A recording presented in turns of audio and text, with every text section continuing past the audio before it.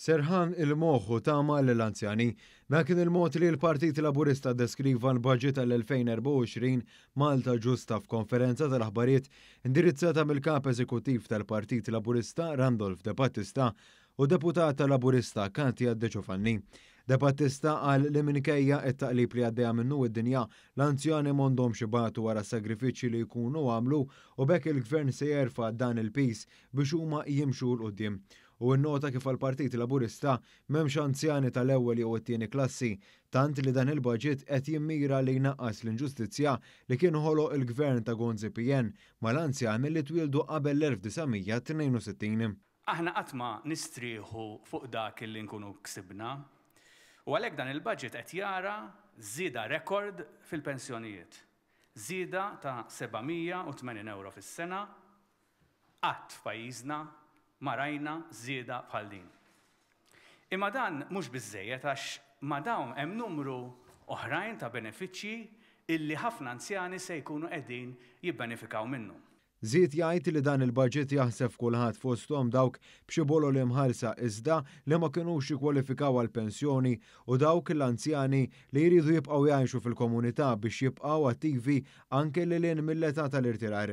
Semma wkoll diversi proposti fil-manifest elettorali Malta Flimkien fosthom li s-servizz tas-saħħa fil-komunità, fosthom ċentru reġjonali ċensu Mowran fl-ħaġdid, kif ukoll is-servizz ta' trasport b'xejn għall-anzjani is-Silver T. Temm jgħid li sam il-bidu tiegħu il-Partit Laburista dejjem kien tarka tal-anzjani. Minnaħa tagħha deputata Laburista Katia De Giovanni spjegat kif il-miżuri f'dan il-budget se jaffettwaw diversi faxex fis-soċjetà. Fil-waqt li l-anzjani qegħdin f'qalb il-gvern qegħdin propju inwiżnu kull faxxa tas-soċjetà bosta miżuri fosthom is-sussidji fl-enerġija u dan jista' jsir għaliex l-ekonomija hija b'saħħitha u l-miżuri propju kollha huma sostenibbli. Koppja pensjonanti se jibbenefikaw minn żieda fil-pensjoni mill-għotja tal-anzjani tal fuq minn 80 sena u l-benefiċċju addizzjonali kontra l-għolli tal-ħajja. B'hekk din il-koppja se tiżdied b'1890 euro fis-sena, mentri fi żmien Gvern Nazzjonalista dawn kienu jħallsu 234 euro f'taxxa.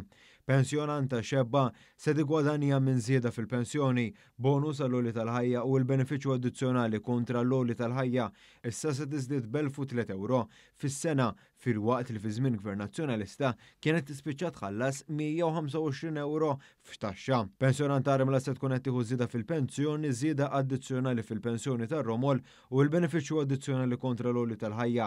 Permezz ta' dawn il-miżuri issa se tibbenefika minn 1000 euro aktar fis-sena fil-waqt li taħt Amministrazzjoni Nazzjonalista kienet tispiċċa tħallas 130 euro f'taxxa.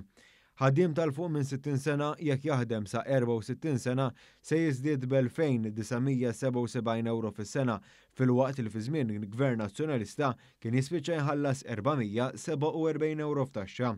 Koppja li tgħix bil-pensjoni tal-età tibbenefika miżieda fil-pensjoni, bonus f'volol fis-sena, lotja tal-anzjani tal-fuq minn 80 sena u l-benefiċċju addizzjonali kontra l-għolli tal-ħajja.